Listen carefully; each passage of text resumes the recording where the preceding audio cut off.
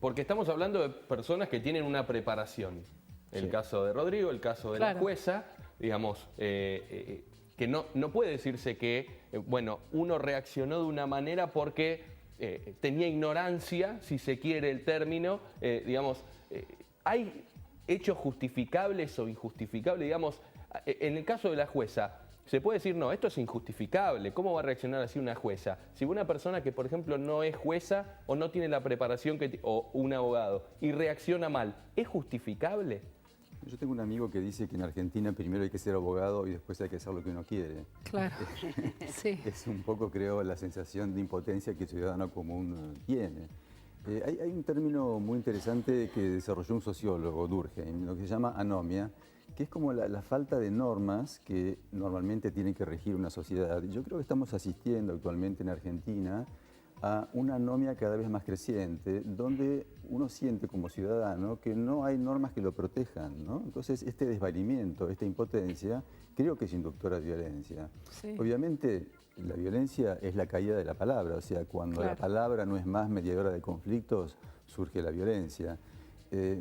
Y creo que en estos últimos tiempos uno asiste, digamos, impotente a que la palabra ya no es más, digamos, un medio, incluso esto se nota en el término que usan muchos políticos o muchos funcionarios en los medios, donde incluso la palabra pasa a ser una comunicación obscena, digamos. No solamente, digamos, no es una mediadora de los conflictos, sino que incluso se convierte en un instrumento de violencia, ¿no? Sí.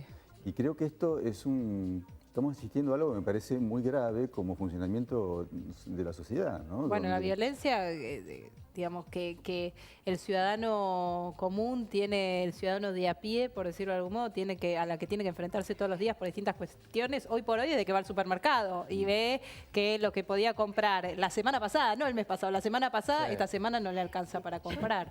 Quería hacer un comentario. En la película, en el fragmento de Relatos Salvajes, vemos una palabra discriminatoria, podríamos decir xenófoba. Sí. ¿No?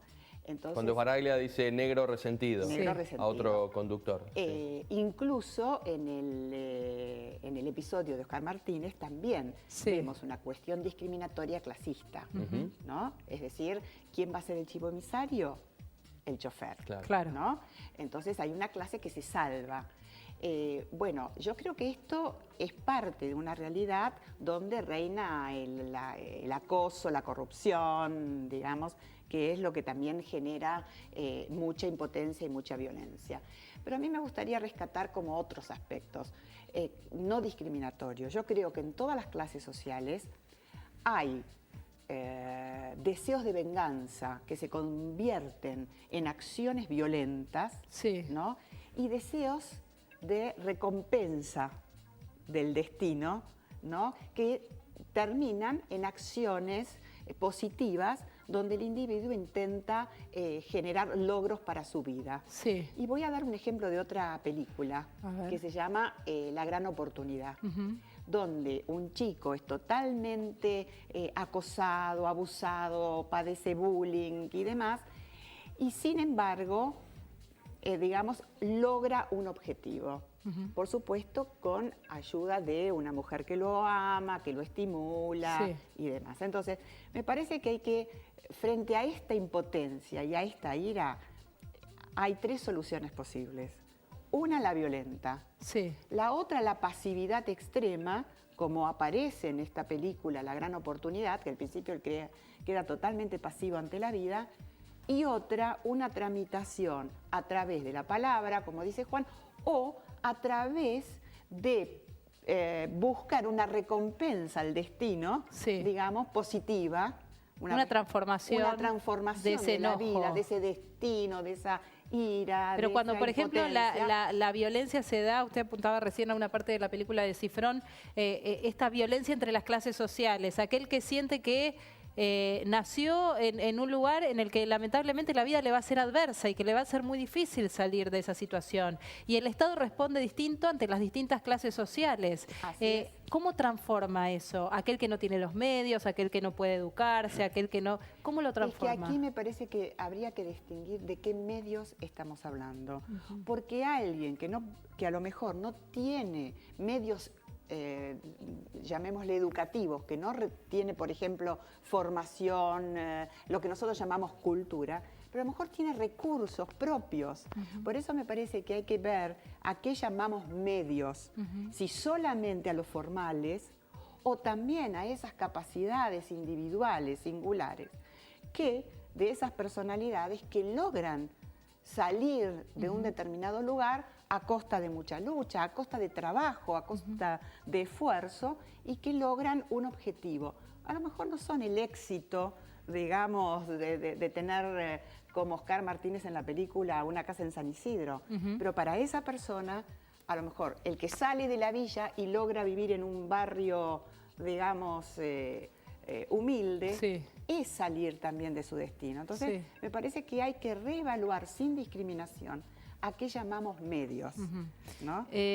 Doctor, ¿esto es un mal mundial, digamos, o porque hablamos de la Argentina, de lo que conocemos aquí, de esta situación que vivimos en el que la palabra pierde valor, las reglas de juego se cambian todo el tiempo? Sí, donde nos identificamos mucho también, porque quien no vio la película, yo no la vi, pero gente que vio la película me dijo, ¿vos sabés que en tal escena yo hice lo mismo? Claro, te o ves. me pasó lo mismo y reaccioné Te ves igual. reflejado, pero digo, ¿esto es un mal mundial?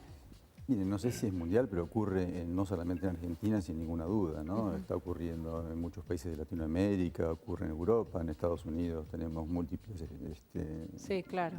ejemplos, ¿no? Me A parece veces que con un resultado gravísimo, esto ¿no? tiene que ver más con la condición humana, ¿no? Muchas veces uno habla del progreso, de lo que el progreso en términos económicos o el progreso en términos tecnológicos, pero el psiquismo humano no progresa, ¿no? El psiquismo humano se confronta con las mismas dificultades desde siempre, y creo que me parecería que lo más importante es darle al ser humano la posibilidad de ejercer sus derechos de ciudadano, ¿no? Cuando el ser humano no se siente ciudadano con derechos, creo que ahí es el primer momento, digamos, de la violencia. Claro. Sí, no, le quería preguntar a la doctora, ¿hay algunos tips? Una persona a la que, por ejemplo, esta doctora, que evidentemente la jueza tendría, supongo, una personalidad que evidentemente por ahí ya nunca era había así. reaccionado así, pero tenía algunos síntomas. Claro, pero la persona que está por sufrir un ataque de ira, ¿tiene una sintomatología puntual que le puede demostrar que va a tener un ataque de ira en breve? Bueno, ¿Y puede controlar esa ira? Yo voy a retomar algo que está muy discutido en estos momentos en nuestra cultura y en nuestra sociedad, que es la sensación de inseguridad. Sí. Ustedes saben que todo el mundo dice, ¿existe o no existe una sensación de inseguridad? Bueno, ¿qué quiere decir una sensación? Quiere decir que el cuerpo está comprometido. Es decir, que hay signos dentro de nuestro cuerpo que van, digamos, revelando, si uno tiene la capacidad de descifrarlos, que algo está ocurriendo. Y hay muchos signos que están adormecidos.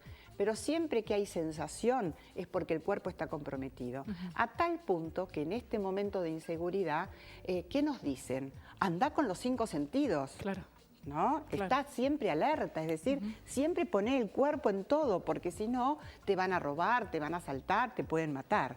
Es decir, que vivimos en una situación de inseguridad que genera sensaciones persecutorias, a las cuales no todos estamos advertidos o todos podemos anticipar. Claro. ¿No? Pero que esto obviamente está increyendo. Claro.